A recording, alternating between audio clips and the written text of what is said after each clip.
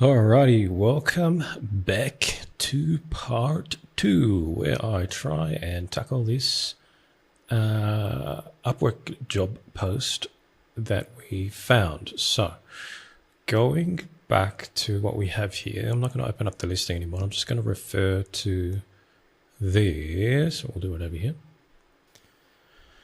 So, in the first part of this multi-part series, which hopefully this will be less than 5. The initial idea was to try and do this in an hour, but quickly we found that it is not a simple Monday job. It took us quite a bit, and we had to jump into Zapier, and I didn't dive into more of what I would do now, which is like jumping into GraphQL and JavaScript. I tried to keep it relatively simple so newcomers can at least follow along and see what's going on. Hopefully you can understand the fundamentals and you can see what, like if you're starting today, what you would probably do within a year, so to speak. So what did we cover? So when a new lead is created, automatically assign a responsible manager. When a new lead is created, send a notification to the team channel. When a new lead is created, set a deadline for the first contact. Now, I reviewed the video, set a deadline for the first contact.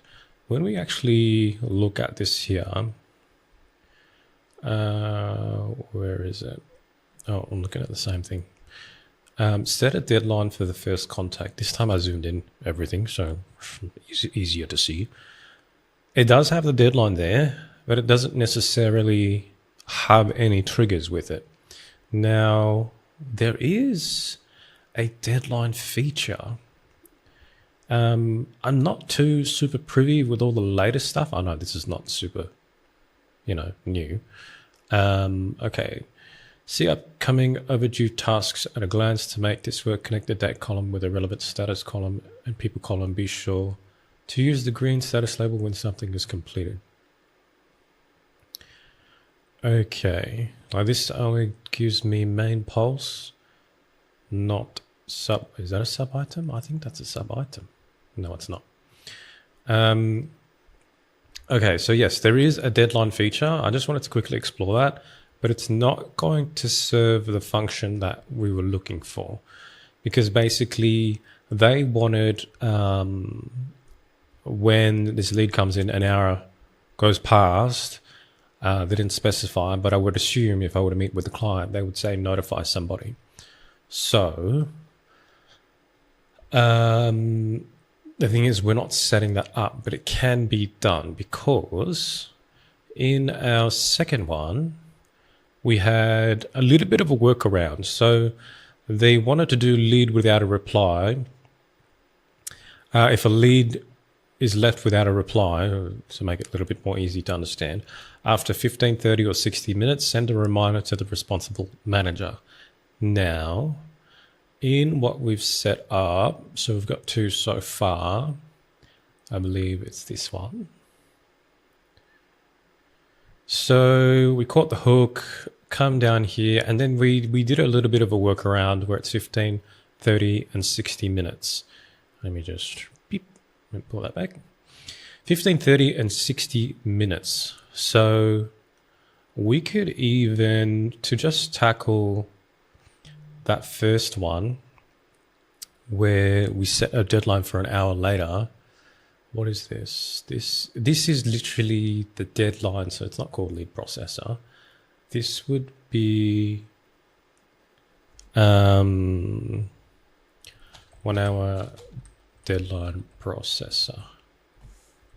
So it would be like new lead 1 hour deadline processor.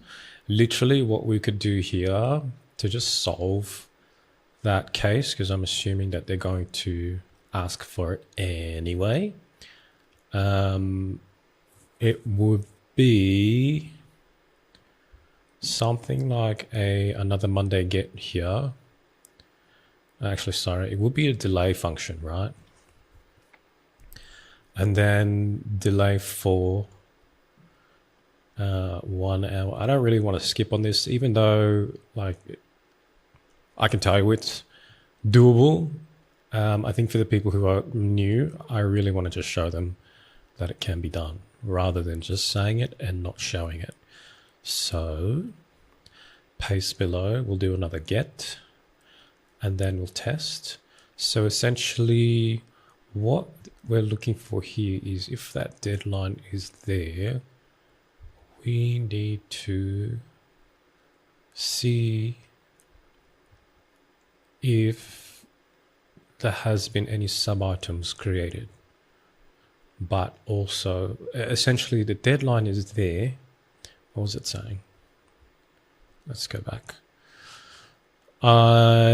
Initially this was a speed run, but I realized, well, I'm realizing now, it's better to have clarity and design it right rather than trying to, speed through everything, because if I speed through everything, one, it's not going to be what I naturally do, and two, I might miss out on some good, details on actually how to create good work ethic when designing systems like this.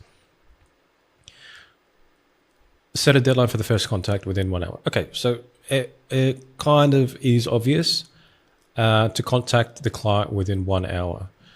So I think, well, what we did here last time, usually when I set up a CRM, a custom CRM, I have the sales staff or whoever manually put in a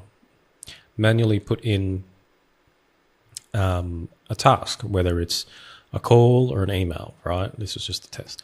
So whether it's a call or an email, whether it's outbound, whether it's inbound, whatever it is. If it is inbound, typically that will pick up from, let's say, a Gmail inbox, or let's say a response to MailChimp, or whatever it is, right? Typically the inbounds would be automatic, whereas the outbounds will be literally manual, because you would manually have to call someone, unless it's like a mass Twilio text or something, right? Then that would technically be an outbound automation. So I guess we can add, like, if we really want to keep things detailed, oh my God, what's going on here?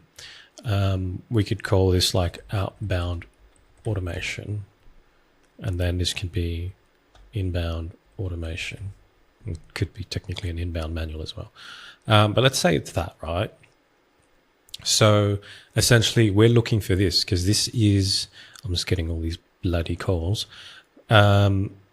This is the manual input that we're looking for. So if a lead is created, so it'll just look like this only, right? Or something like this, right? Without the sub items, it should then detect this first outbound task, and then that deadline's fine. But if there is nothing here, or if there's only inbound, or there's only outbound automation, then technically a manual sort of connection hasn't been done.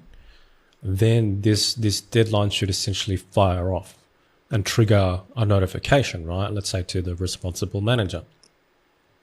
So in saying that, if we hit, my theory here is, and I'm developing this literally from scratch, like top of the dome type stuff. So none of this is planned. I'm literally just burning through my thoughts and getting it all together, because this is what I usually do. Okay, so I would put a delay for an hour, and then I'll do another get columns. But here's the thing, I'm trying my best not to do the fancy stuff. So in here, if we look at it, what do we get? We only get the main pulse item, which is not going to serve us anything good, because we need to get the actual sub item values. Now I wonder if this is going, no, we need to do get sub item values, and I hope this works. CRM, we'll custom, and then we drag the pulse ID, which is the item ID. We'll close that off, and then we test that. Let's see if we get a return. Yes, we do. So we do get that, right? Which is technically the right piece of data, but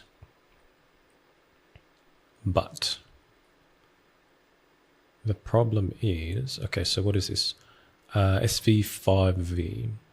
We got another one there. We got another one there. So the problem is there's multiple instances, right? Okay, so what do we have here? We have call ID, which was the call thing that we did. Okay, so basically we need to look at all of the SV5V to identify one of them as outbound. So that way it will give us a validation tool for if the lead has been contacted or not. Okay. So basically from here we want to set up a pathway, right? So again, I'm just developing things as I'm thinking of them. So this would be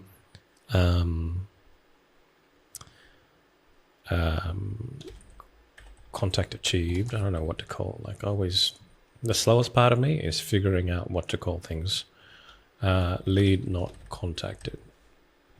Let's call this lead contacted. So we're using a filter. What happened here? We're using a filter step to essentially determine if the lead has been contacted or not. Now, here's the tricky part. Oh, where did my get go? Pull that get up here. I want to see. Yeah, so here's the problem, right? We've got the ID call color, this, because I can select this, which technically would work only if the staff literally writes call. So if they follow the operations and they literally write call, and it's a call required, and then they put outbound, then technically, yes, this would work. But it's not ideal for me, for my standards, because what if they put a lowercase c, or they didn't write call at all, like they wrote something else? Like say, for example, no, I can't just put nothing. They would have to write call. Ideally, what I would usually do, like in the real world, well, this is the real world, but what I would do in the real world is actually I would do GraphQL to pull up all of these and then find this. So now I'm just trying to find a workaround using just this only. So challenging myself by limiting myself. Now,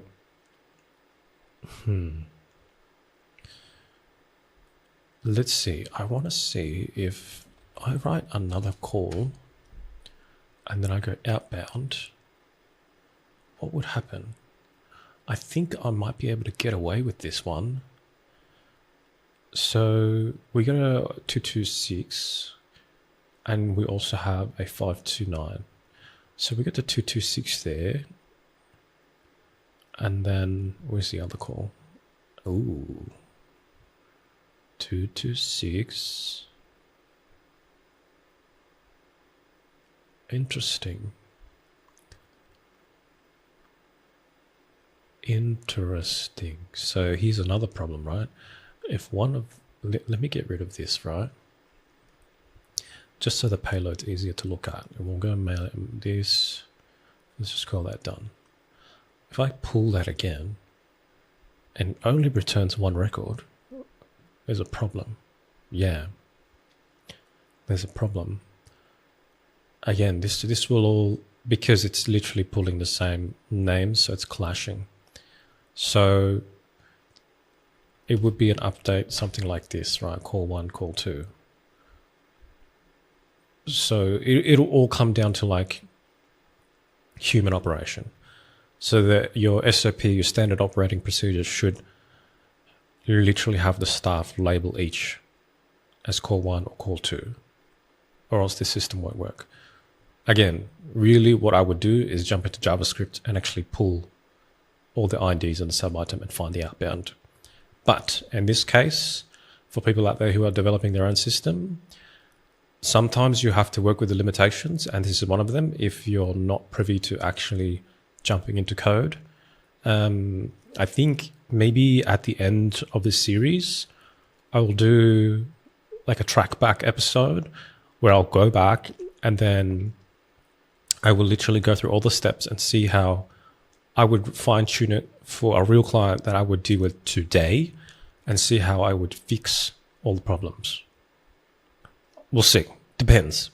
Hopefully the system doesn't get too big, but I think that would be worthy of an episode to show you guys what, I'm going through right now and how I would actually approach this. Yeah. But let's say if everybody follows the rules and we go call 1, call 2, then technically it's always going to be this, because this is this, right? And then it's always going to be call 1, call 2, because you would have to type it in. So long as they type it in, then this will work, because it will always, this label will always say static. And what I mean by static is that it will always remain the same, no matter if it's in John Smith or it's in test, whatever it is, right? If this changed for whatever reason, then I wouldn't be happy with this and this would be a problem. So I think this is okay. Not the best work, but I would call that an okay. Because technically that would work as long as you type in call 1, right? So that means that we can go call 1 exactly matches outbound, right? So call 1 exactly matches outbound. Hang on. We have another problem. What if it's call 1 that was inbound? So what if it was an inbound call? What if they called the company first? I need to think now. So obviously if it was outbound, that would be absolutely fine. If it was inbound, then what if the customer calls first? Technically, that is still a touch point. So we can run the OR function. So I think what's critical is it has to have call 1, inbound or outbound. Yeah. So we'll add an OR group. And one thing you're going to learn if you continue to watch this with me is that it's all well and good if you know how to develop. I think what sets me apart from a lot of people is that I have a lot of knowledge with how businesses run, and I've spent a lot of my years learning from a lot of different entrepreneurs, probably over 200, 300, maybe 400 different entrepreneurs throughout my career. So I'm very familiar with the ins and outs of how companies should run. Got a big background in ops as well, so I've done a lot of ops work.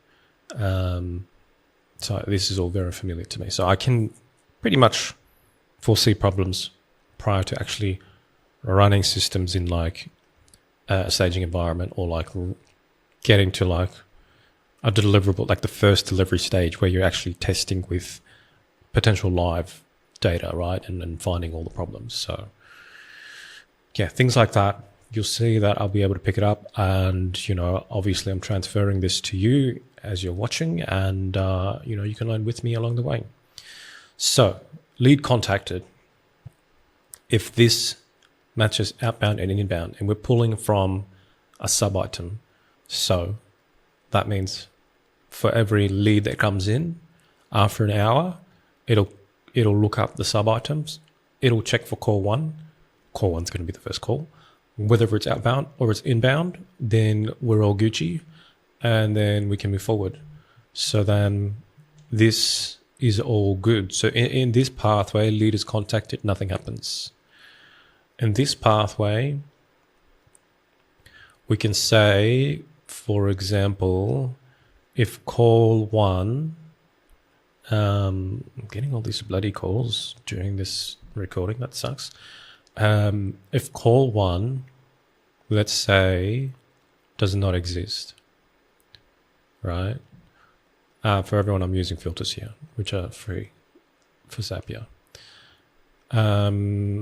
Does not exist. So let's recreate that environment, right? So it would be this and this. This is definitely going to be over 5 episodes, that's for sure. But I think it'll be well worth it. So if we retest this, right, and we try to pull sub items, there's no sub items, right? So that means technically this does not exist. Retest. Perfect. Then we can now notify the manager, whether it's Gmail, whether it's Slack, whether it's this, whether it's that, whatever it is, right? So from here, we can't do like a Monday notify. So I'll just leave it as like a Gmail step here and just say notify manager, right? And I'll leave that open-ended. But for everyone who's watching from this episode, it will be simply just create email or send email, and then you set up the rest. The to, the C, the BCC, from name, reply to, subject, blah, blah, blah, blah, blah. And for everyone who didn't watch the last episode, you can plug in dynamic values. So say, for example, the name, the date, location, and the manager. And then you can also type in here as well. Hi there, blah, blah, blah, blah, blah. And then you can just rearrange, right, things around. What I didn't mention the last episode is that you can change this to HTML. So if you have signatures and all that stuff, you can actually, say, for example, if you're using Outlook or you've got a HTML signature, you can just copy that script and push it into here. For Outlook, you would have to, I think, save your signature as HTML, grab the HTML portion, so it's a little bit tedious, and then put it in here and then run a test to see if your signature comes out nicely. But let's say that's it. Oh, what's this? Ah, cool. It pulls signatures now. Interesting. Yeah, that's my signature. All right, cool. So if you have a Gmail, you're in luck. You can just pull your default Gmail from your Gmail. How good is that? Alrighty, so I will have to put something here. Let's just go. Just put a placeholder there.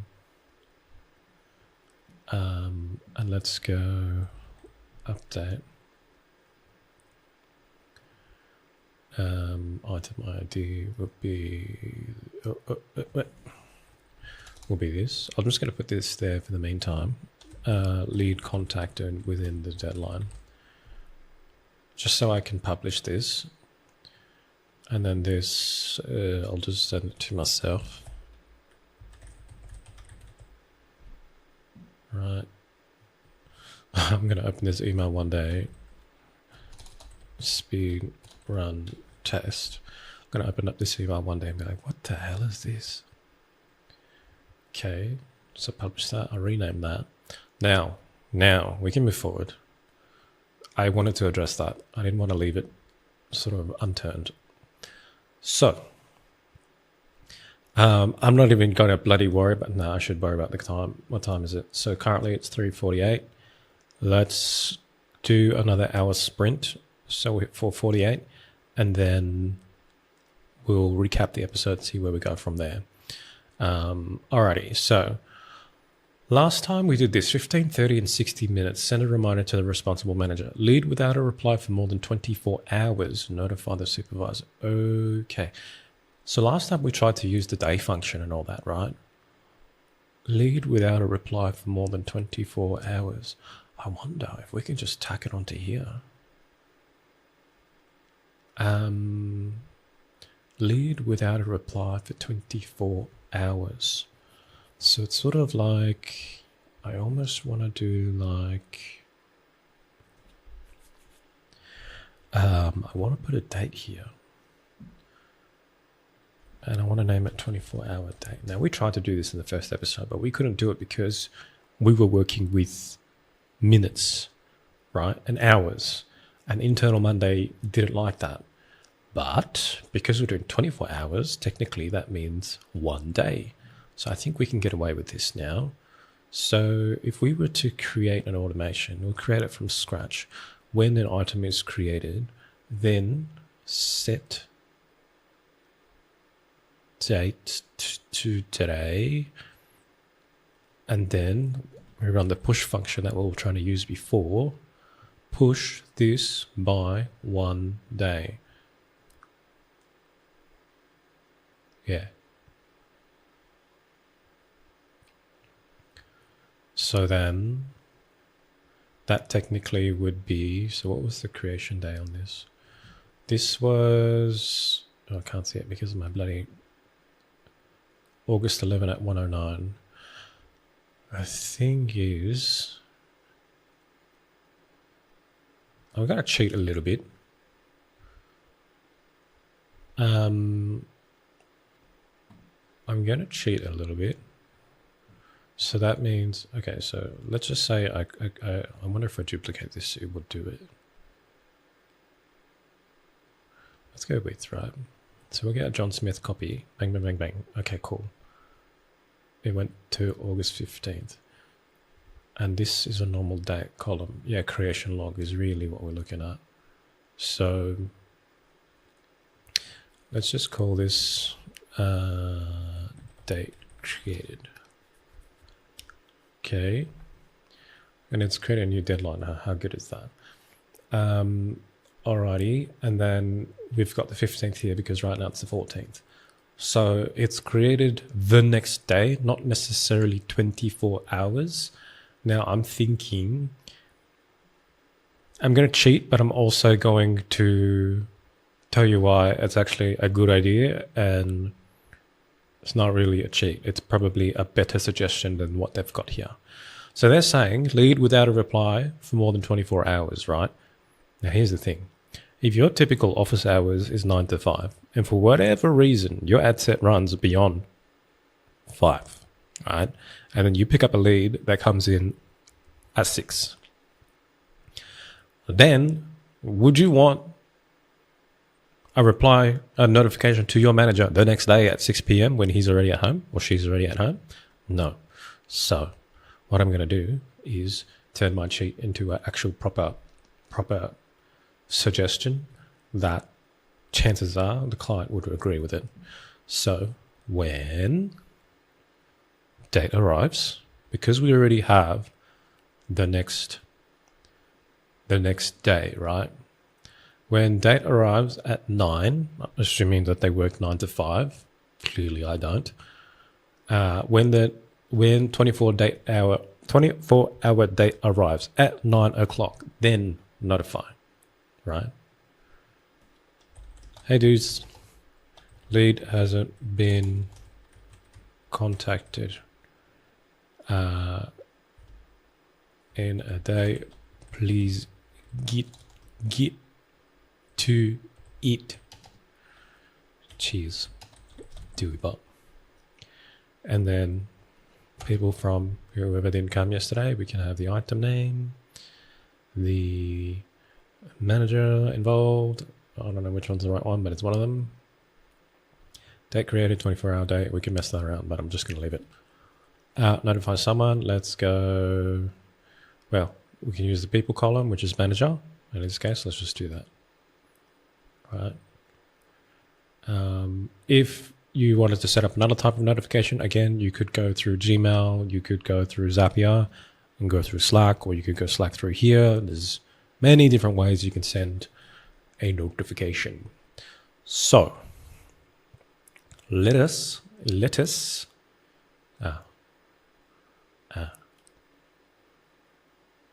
right, that's what I set up yesterday. Cool. When a new lead comes in. So I think everyone can agree with me that you do not want a lead, a notification at 6 p.m. from a lead that came in at 6 p.m. the day prior. I think that's good practice.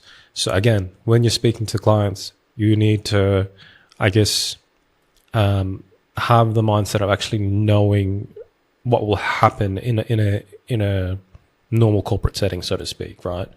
So I think having this sort of insight to understand like the general corporate procedures and operations, so to speak.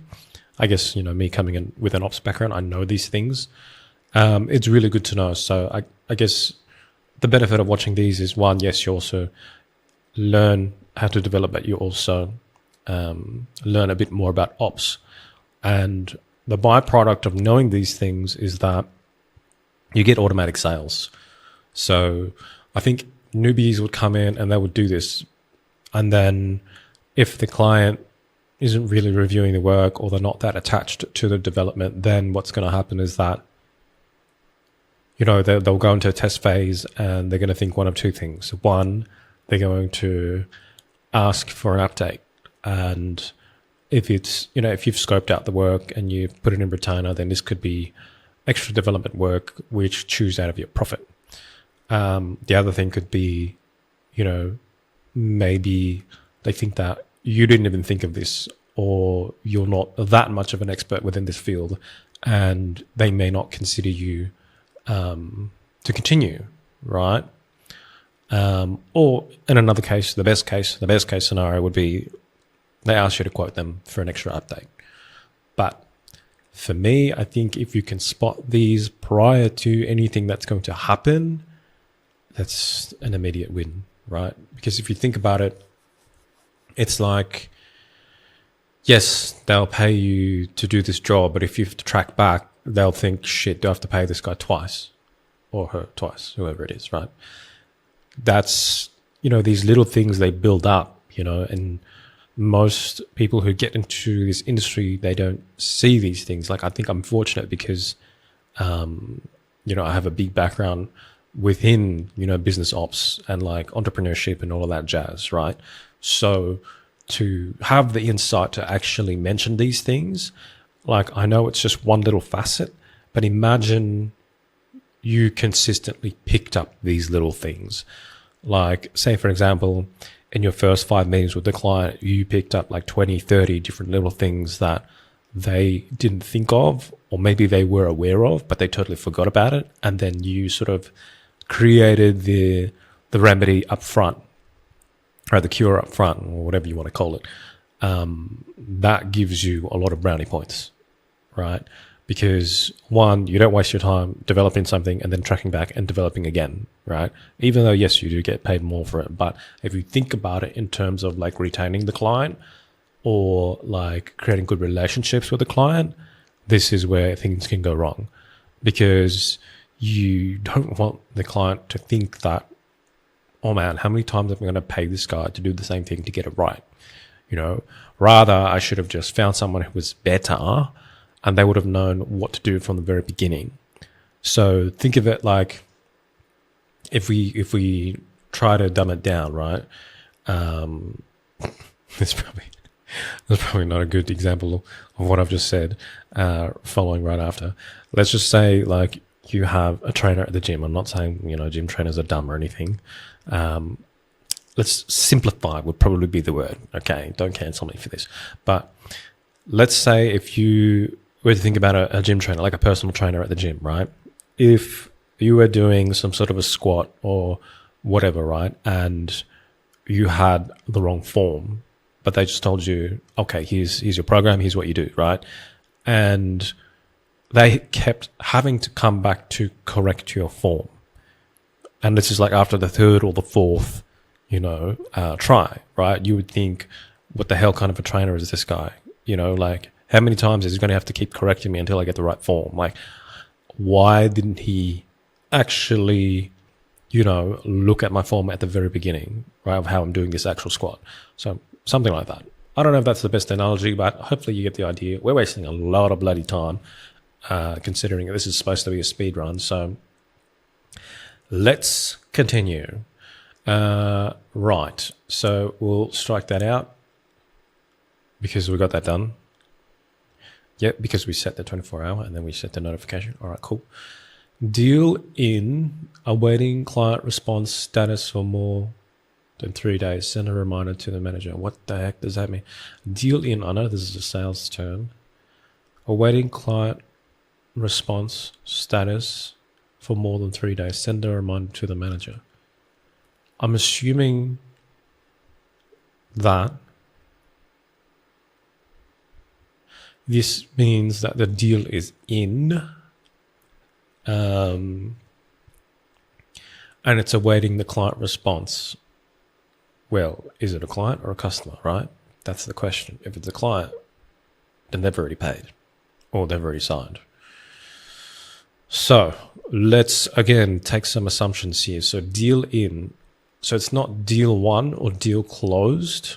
So I'm assuming it's a deal that went across. So they would have pushed forward a quote and it would have been like greenlit from the actual customer. The fact that it says client here is throwing me off because technically that should be like prospect. Because if it's a client, then it's a client, right? Unless this is a new job from the same client. Anyways, since we're in this stage of lead and prospecting, I think it's safe to assume that this is still a prospect. I would imagine this is, we're still in the CRM phase, so I can safely assume that this is a deal that was sent to the client. They haven't responded for more than 3 days. Send a reminder to the manager to do a follow-up, right? So again, we're dealing with the sub-items here. So it would be, let's delete this. No, let's keep that one. That one's a good one. Let's delete this. And let's delete this. So let's play out the scenario, right? So it would be call one. It would have been an outbound call from manager one. Let's say the task status is done. Now, typically I would add like call notes, or you can drop in call notes here, so that when you do track back, you can see what's going on. I would typically add like lead warmth, objections, this and that, right? You can add so many more details in terms of sales into this sub item so that, you can categorize things. And say, for example, if you've got a database of like 1,000 leads, but you've also added another status for like warmth, then you could literally have a day where it's like, okay, today I'm going to call all the warm leads, tomorrow I'm going to call all the cold leads, this and that, blah, blah, blah, blah, blah, right? So you can really have a really data-driven process.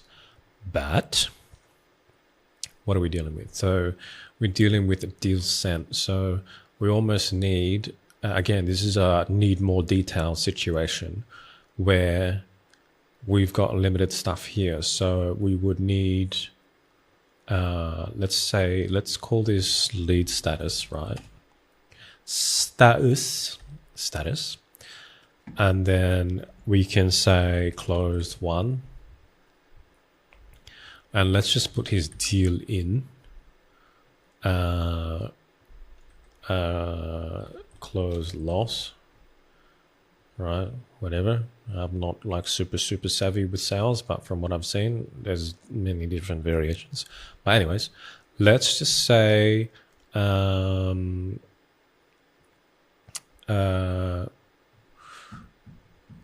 this is lead status, right? I guess we could say something like neutral or whatever, or warm. Another one for warm. I'm not going to color code anything, guys. I know you can do that. I'm the bloody worst with colors, but let's just say this is warm, right? Actually, no, that could be deal. Let's just pretend this is a real scenario, right? So we'll go call two. And pretend that's another day. We'll go to outbound, manager one, and then we go deal in, right? So the first call is like, oh, hey, how you going? Thanks for calling XYZ company, blah, blah, blah, blah, blah. I hope your day's been good. Yeah, mate, why are you interested? Worst salesman ever. But anyways, customer says, yeah, mate, super interested. Would love to get into bed with you.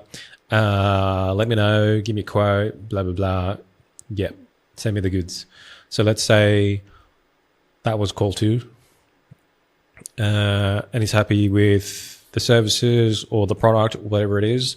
Then typically in this case, if it does go to deal in, then it would go to some form of like, whether it's like an e-signature platform where they do sign, or some sort of signature platform if it's a service-based thing. If it's a product-based thing, then, well, they would have purchased it already. So this, from what I can tell here, it most likely is a service-based thing. How come that didn't save? Now, deal in are waiting for client response status for more than 3 days. Okay, so that means deal in. Do we create another date? So the more I get into this, the more I'm finding I really, really, really want to jump into JavaScript and just flex a little bit. But again, I think part of this is challenging myself to limit myself to just Monday and Zapier, just basic stuff. So deal in awaiting client response status for more than 3 days. Send a reminder to the manager. So that would mean it's like if this timestamp is deal in and it's been more than 3 days, how would I do this? So this, I would hide this so nobody can see that. And then also I would hide this. Deadline can stay there. I don't think this is relevant anymore. We can delete that later. This is obviously hidden. That was from the last episode to showcase what a webhook does. I would, if it is deal in, then I need to think here. Status for more than 3 days, send. A deal in awaiting client response. Okay, so then what I would do is, okay, I think I got a way around this. No, don't want that. Delete this. I can't even remember how much time this has been going for. Oh wait, I have a timer on the other side. Okay, we've got roughly, let's say 20 minutes, right? And then we'll wrap this. Let's do a status. And then we'll go lead phase. Right? And then this will be closed 1, and this will be awaiting client response. Let's assume that's from a quote. And then let's just get rid of this for now. Hit that. So then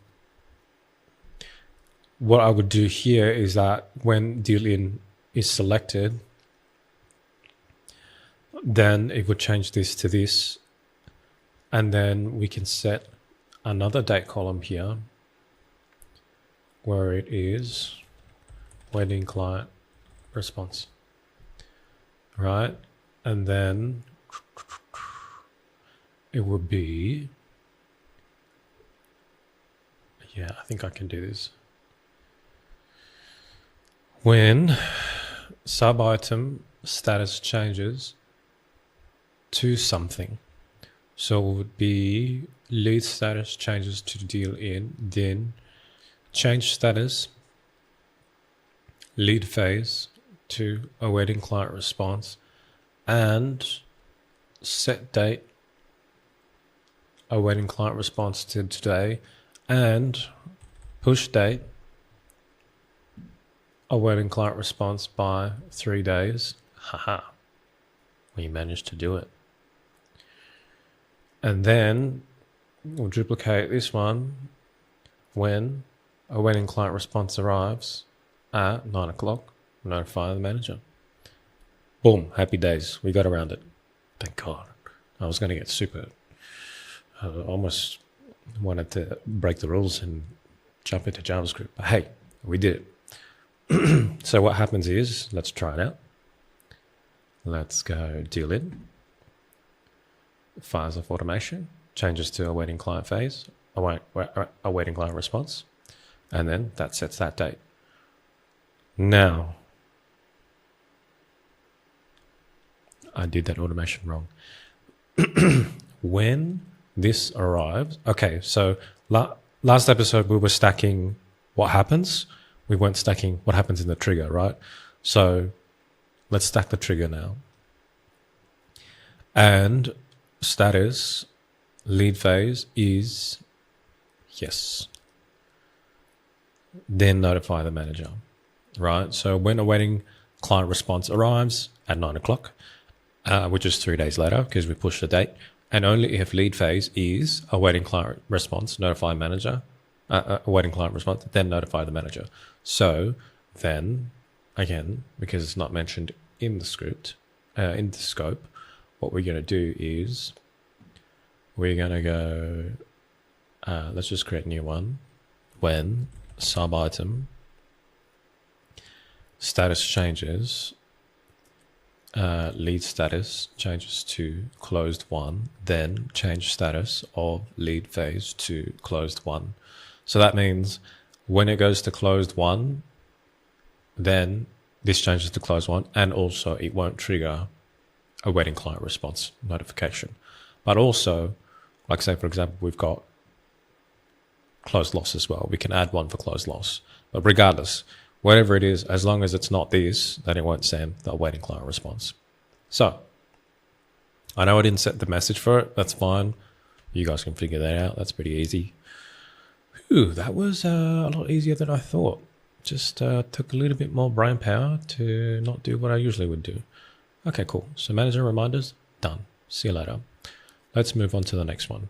When a deal moves to preparation, see, now we're getting it. Create a predefined checklist of tasks. When a deal moves to preparation, let's just read the next few ones. When a deal moves to active project, create subtask, contract signing, materials collection for project launch. For subscription clients, automatically create monthly recurring tasks, reports, content, meetings. Okay. I need to think, is this post closed one, or is this still in the prospecting phase? Automatic task creation. I'm assuming this is past closed one. When a deal moves to preparation, create a predefined checklist of tasks. When a deal moves to active project, create subtasks, contract signing, materials collection, project launch. Okay, this is going to be in another board. If they want to put it all in the same CRM board, I wouldn't advise so, because from what I'm understanding here, this is when the service actually starts. So preparation, create a predefined checklist of tasks. I'm assuming that this is onboarding, right? Where, they have to set up a bunch of things for the client to actually get onboarded. And then this, when it moves to active project. So this is definitely past close one. This is like deal's done. We're in. That could mean what deal in is. But I think they have to sign a contract of some sort. That's why it's not closed one. So when a deal moves to active project, create subtasks. Yeah, this is definitely coming into like service, the next department, which is service. So typically, for everyone out there, it's what I've learned in business is that you have a thing called MSPOF, right? So let me pop open the notepad here. Let me drag it in. So just remember this for the future. So let me make this huge. MSPOF, which is marketing, sales, product, service, operations, finance, right? Now, sometimes it's product, sometimes it's service, sometimes it's both. But I always just remember MSPOF, right? It's marketing, sales, product, ops, finance. What does that mean? It's the natural cycle of business, right? The linear cycle of business. Obviously, it's a looping cycle, but essentially, marketing is where you generate your leads, right? Then your leads, where do they go? They travel to sales, and then the leads become clients when they go into close one. And then it gets into service or product, depending on what you have. Maybe you have both. Sometimes you do, but it's generally one or the other. And then, because once the contract is signed or whatever it is, the agreement's all there, or if it's product, then, basically they go purchase on your ecom website or from the store, whatever it is. Then it goes into operations, service, or the product is given, shipped out, whatever it is. And then ops just makes sure everything is nice and smooth. And then finance deals with everything with cash flow. And then it starts again at marketing, right? And then it goes through the whole thing again. So yes, that's why I can tell the next step is actually a part of the service. So they're definitely not selling a product, I don't think. Regardless, doesn't matter. We don't even know anyway. When a deal moves to preparation, create a predefined checklist of tasks. So what I'm going to do here is the reason why I don't want to mix it into the CRM, right? Because I can add another group and call it the onboarding. The problem is you've got all these assets for sales staff. You don't generally want to mix this with onboarding because, well, you can, but then it's going to stretch over to the right or, yeah, pretty much that's what's going to happen. It's just going to make a bigger board, which is not what you want because as you start to scale or you dedicate staff to certain boards, you just want them to see what they need to see, right? Otherwise, you'll have a huge board and you'll start hiding stuff. And unless you have enterprise, then you can set permissions on what people can see, people can't see. Actually, no, you can do it here too. Yeah, that's fine. The thing is, regardless, you don't want an ugly, huge board. You want to separate things out. So let's create a new board. Okay, I'm going to call it onboarding instead of preparation because I think preparation is the wrong word there.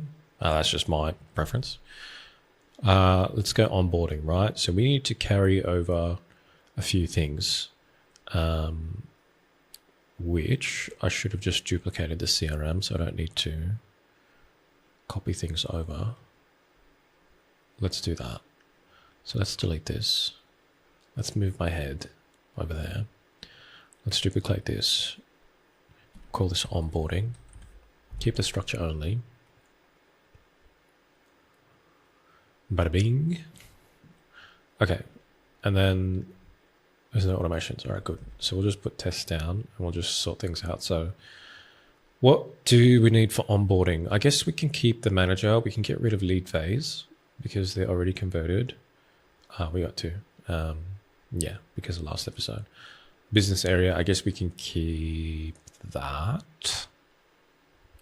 Doesn't matter. No, I don't think we need it. It could be kept, but I don't think we need it. Deadline, we can get rid of. Date created, we can keep. Webhook can go because that's from the other board. And then this can see you later, and then this can see you later. And then now we can add more stuff into here. So I don't even think these are required. Well, yes, but in a different way. So it's not the same managers. Now it's like onboarding, right? So what we can do here is that when lead phase goes to closed one, right? Let's just add a new group called closed one. So create automation when status changes from something. Lead phase changes to closed one. Then move item to the closed one group. Then also create an item in another board. Select the board first, of course. We're going to go to what was called onboarding.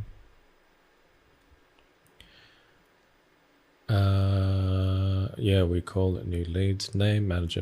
Yeah, cool, done. Actually, no. It should be just the name. We don't really have this yet. So obviously, if I was with the client, there would be more information, but let's just stick with name for now, right? So what that means is that this could be a company or this could be a person, right? Depending on what the business is. So let's say we go closed one. This is now going to, actually, no, that was wrong. Let me retry that. That wouldn't have been the case. So this would have been this. This really should be locked out, right? Because you don't want anyone changing this. You want the salespeople to work with this. So then it would be call 3. Oh, hey, how you going, mate? Thanks for payment. Blah, blah, blah, blah. Alrighty, let me get you started. Close 1, right? Bing, bang, boom. Is there a bing, bang, boom? Did I make the bing, bang, boom? Let's have a look.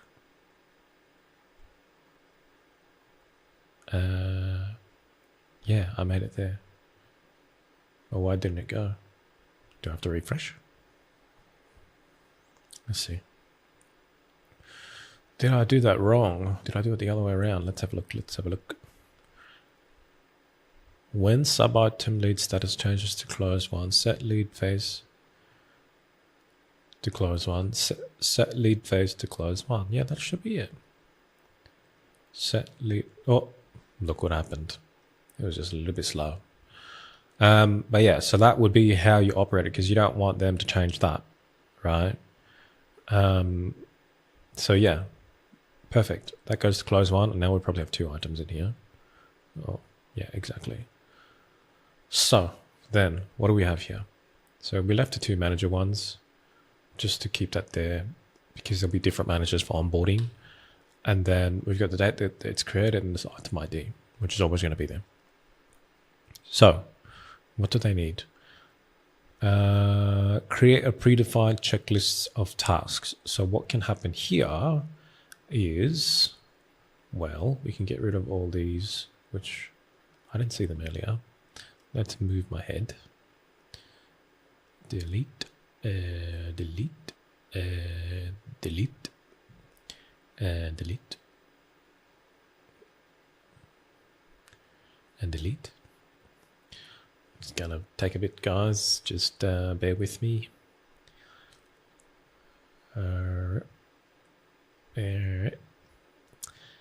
This is valuable content, as you can tell. I would tell you something cool whilst I'm doing this, but I cannot multitask to save my life. So we are here. So what we would do now is, let me remember, because I can't even remember what I was supposed to do. When a new item is created, then I want to create sub items. Create a sub item. Can we just do that first? Okay, because we copied everything over, right? We need to set this up now. So let's just delete that. Let's delete that. And we'll call this task status. We can delete this. Let's go done. Working on it. Let's go cancelled, and let's go stuck, something like that, right? We'll delete that, we'll apply that. So then that's a timestamp. Okay, cool. Let's delete this. Then we come back to this, create the sub item. So then it will be task 1, and it would be new, and then it'll create a timestamp. And let's say we wanted to create a second item, and then this will be task 2. So basically whatever they need in their onboarding setup, we'll just put that there. Then we got 3 tasks. So if we were to recreate the situation, and we're going to do a little bit of cheating here, it's locked up for everybody else but not me. So let's just hide column summary to get rid of that. And then John will come in, Mr. John Smith. And then we've got 3 sub items where they will all need to get started on. Now, here I left the manager thing here. Maybe I'll get rid of it. I don't know, but typically I would leave it there because you'd probably need to assign a manager again, right? Just for onboarding. So, predefined checklists, easy peasy, see you later, goodbye. When a deal moves to active project, create sub-tasks, contract signing, materials, collections. Okay. Okay, so so I'm assuming that when these are finished, then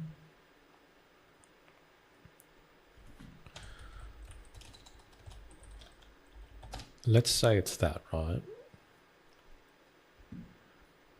And then let's say this would be, let's look at that again. Activate project.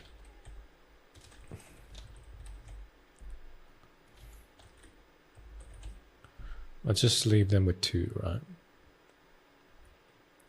So ideally it would be, if it's always static that we have 3, then what we can do is, I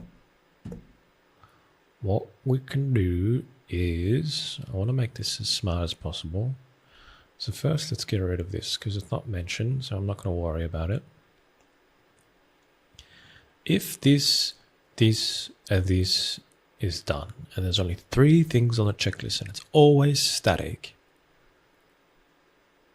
then this should go to this. Then that's going to go to another board where they actually have like their active clients. Now I'm thinking, how do we automate that?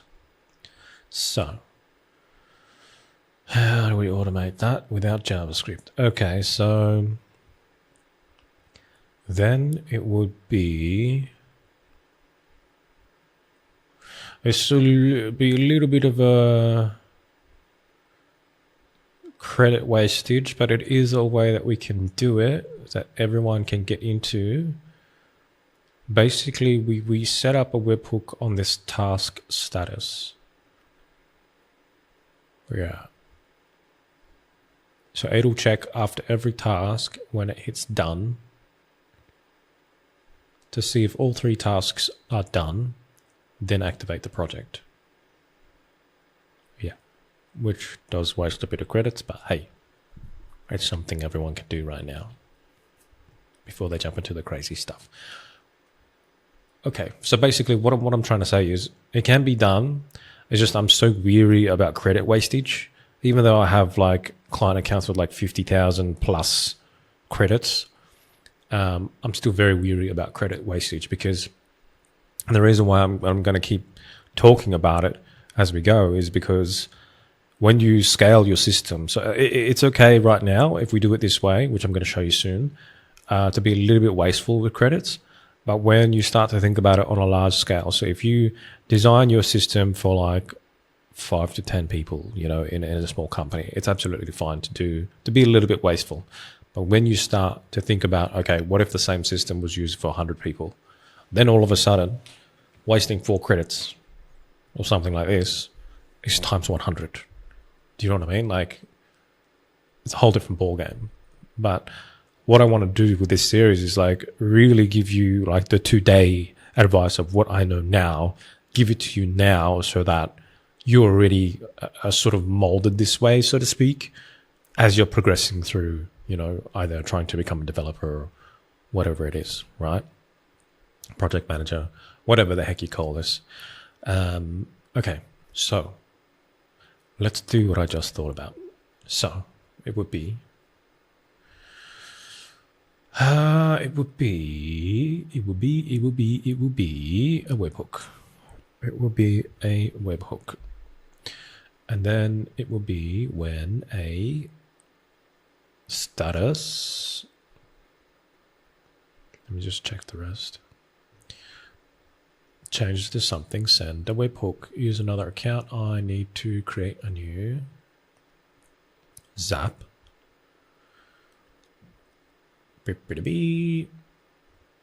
Webhook. Let's do a new catch. How are we doing for time? Oh, good golly. We are not doing good for time. We haven't gone through that much. Okay, I'm going to do this and then we're going to wrap it. And then we'll do a quick recap. So let's grab that. Let's put that in there. When a task status changes to done, create a webhook. Okay, cool beans. So let's reset this. Right, and then let's hit done. And then that's gonna fire off this new one. So this will be onboarding processor. Validation processor. Between those two worlds, right? It's validating and also processing. So let's test the trigger. It should have pulled a record. Then what it's going to do is, because it's coming from a sub item, I need to do a get. So we'll go back to Monday. And then we do a get sub item values. We select your account. And then we choose the board ID, which is that static. We can do dynamic if we want to, but that's okay. And we're not pulling the pulse ID, we're pulling the parent because we're coming from a sub item. So we want to pull where the heck is the parent. Wait. Yeah. We're coming from here. We want to pull 0723. So where is it? No way. Parnet parent. There it is. Why did I not see that? Anyways, sometimes it is what it is. So we want to pull sub item values of the parent, and then it should give us task 1, task 2, task 3. Now, in this situation, because it's static, this is okay. If it was dynamic, in the sense where, let's say they have different clients that they have signed up for different packages that require different onboarding, right? Then this will be a little bit different, right? I think if you gave it unique names instead of task 1, task 2, task 3, that will work out a lot better. Regardless, this system will work depending on, this system will work, and I'll show you why. So we'll hit path, right? And then path A would be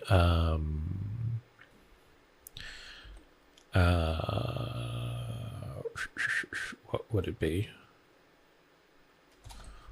Let's say like onboard type 1. What I mean by this is that, say if they've got 3 different packages that they sell in their service, this will qualify for type 1. And then type 1 will only continue if, is it the YE4K? YE4K. Will only continue, oh god, will only continue if this and this and this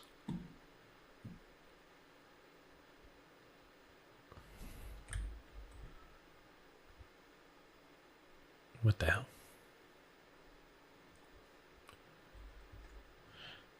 Exactly matches done. Exactly matches done, right?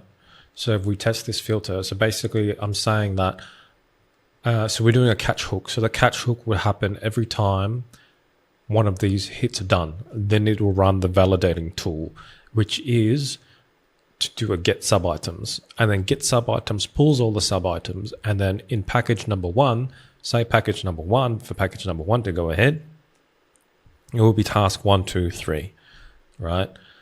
And let's say if it was package number 2 might require 4, 5, 6, so to speak, right?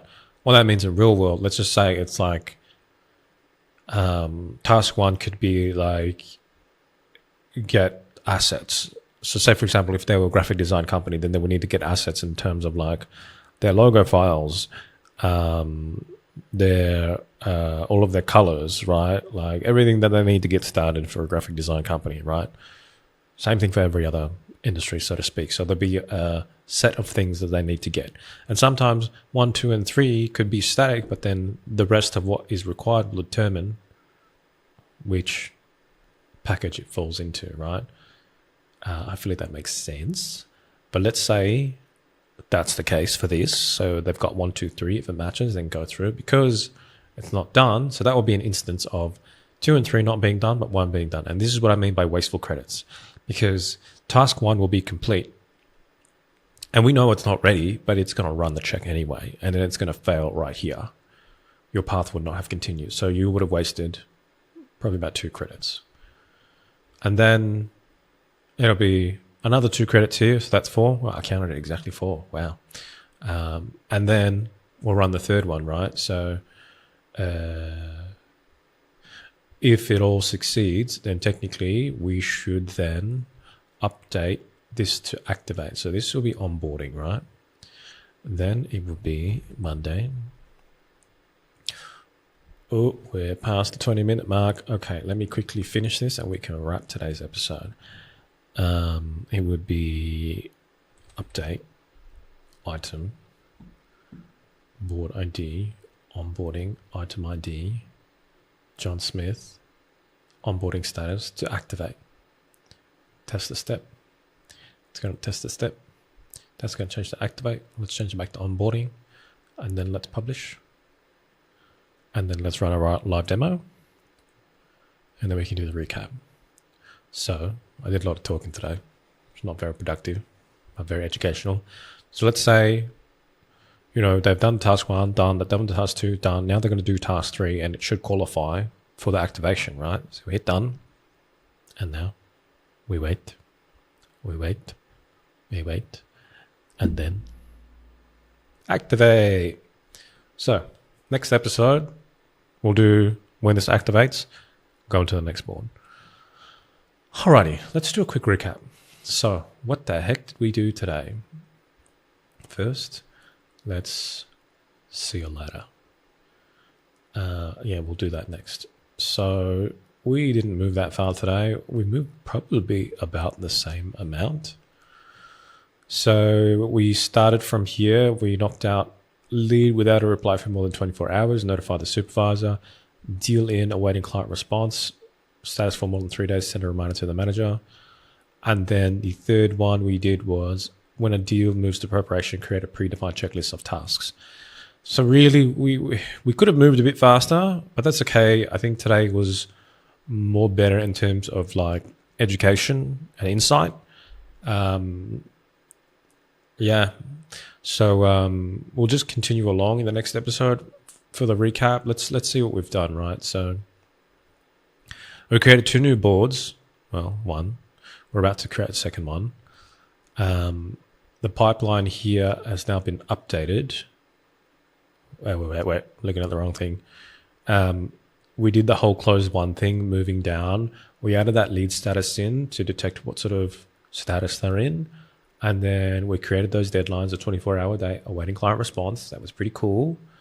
What's funny is that we did this in a couple of hours. And if you think about it, if you send this to the client, there's already so much value that we've given them, because now if you look at like micro time management, they never have to do this ever again, which is insane, which is why what I do for work is pretty awesome, because this was what I can demonstrate within like an hour and a bit, right? Imagine what you could do with me if we spent hours and hours and hours together every single week, just building and building and building and building.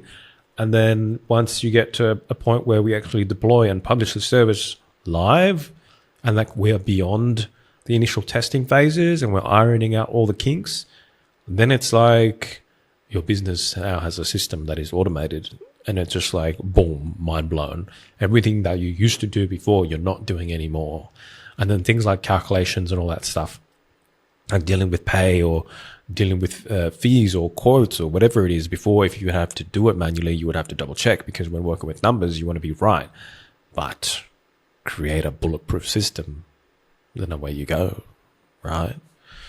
So I think that's it for today. We're definitely OT for the time. Thank you again for watching.